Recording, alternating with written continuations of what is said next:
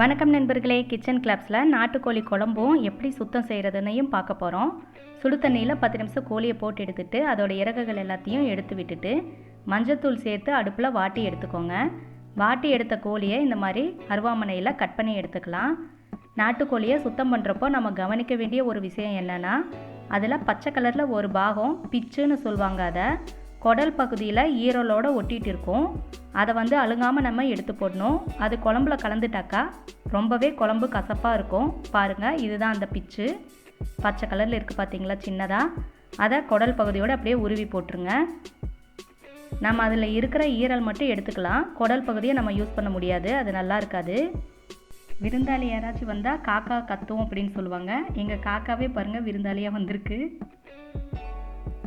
Broiler கோழியை விடவும் நாட்டுக்கோழி உடம்புக்கு ரொம்ப நல்லது. முடிஞ்ச வரைக்கும் எல்லோரும் நாட்டுக்கோழியாக வாங்கி சாப்பிடுங்க. கோழியோட கால் நாம் வெட்டுறப்போ கீழே விரல் பகுதி இருக்குது இல்லைங்களா, அதை நாம் வெட்டி விட்டுறணும். அதே மாதிரி கோழியோட மூக்கு பகுதி இருக்குது இல்லைங்களா, அதையும் வெட்டிட்டு கொண்ட பகுதியவும் வெட்டிடணும். இதெல்லாமே க்ளீன் பண்ணி எடுத்துட்டாலே நம்ம கோழியை சுத்தம் பண்ண கணக்காயிடும். ரொம்பவே நல்லா ஈஸியாக சுத்தம் பண்ணிடலாம். கோழி க்ளீன் பண்ணுறப்போ சின்ன சின்ன விஷயங்கள் இது மாதிரி கவனித்து நம்ம செஞ்சுட்டாவே ஈஸியாக க்ளீன் பண்ணிடலாம். நமக்கு வேணுங்கிற மாதிரி பீஸ் நறுக்கிக்கலாம். நம்ம இப்போ எடுத்து போட்டோம் இல்லைங்களா, அதில் அந்த பிச்சு பகுதியோடு சேர்ந்த குடல் பகுதியை எடுத்துட்டு ஈரல் மட்டும் கட் பண்ணி எடுத்துக்கலாம். ஈரல் பகுதி உடம்புக்கு ரொம்ப நல்லது. இது கோழியோட இரைப்பை. இதில் தான் அது சாப்பிட்ற தானியங்கள் எல்லாமே சேவ் ஆகும். பாருங்கள், ஜீரணமாகாமல் கல்லெல்லாம் கூட சாப்பிட்ருக்கு.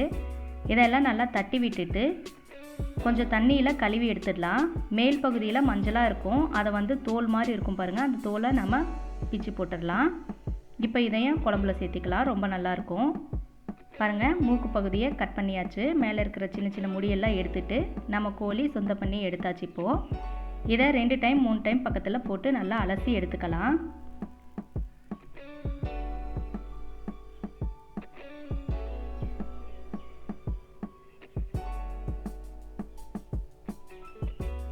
இப்போ கோழிக்கறியை நல்லா கழுவி எடுத்தாச்சு. இதுக்கு தேவையான மசாலா ரெடி பண்ணிடலாம்.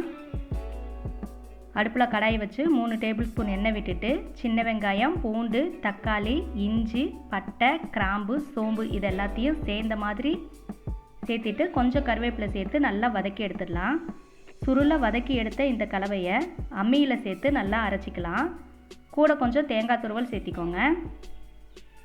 நாங்கள் கொத்தமல்லி, சீரகம், மிளகு இதையும் கூட வறுத்து அரைப்போம். இப்போ அதுக்கு டைம் இல்லாததுனால கொத்தமல்லி தூளும் மிளகாயும் சேர்த்து அரைச்சிக்கிறோம். இதெல்லாம் நல்லா சேர்ந்து அரைச்சதுக்கப்புறம் இதை எடுத்துக்கலாம். மிக்சியில் போடுறதை விடவும் இந்த மாதிரி ஆட்டுக்கல்லில் அரைச்சி வைக்கிற நாட்டுக்கோழி குழம்பு ரொம்பவே ருசியானதுன்னு நான் சொல்லி தெரிய வேண்டியதில்லை, எல்லாருக்குமே தெரிஞ்ச ஒன்று தான். கல்லை கழுவிட்டு அந்த தண்ணியை எடுத்துடலாம். இப்போ குக்கரை சூடு பண்ணி 3 டேபிள் ஸ்பூன் எண்ணெய் விட்டுட்டு கடுகு, கருவேப்பிலை சேர்த்துடலாம். கூடவே நாட்டுக்கோழி தேவையான அளவு கல்லுப்பு, கொஞ்சம் மஞ்சள் தூள் சேர்த்து கிளறி விட்டுடலாம்.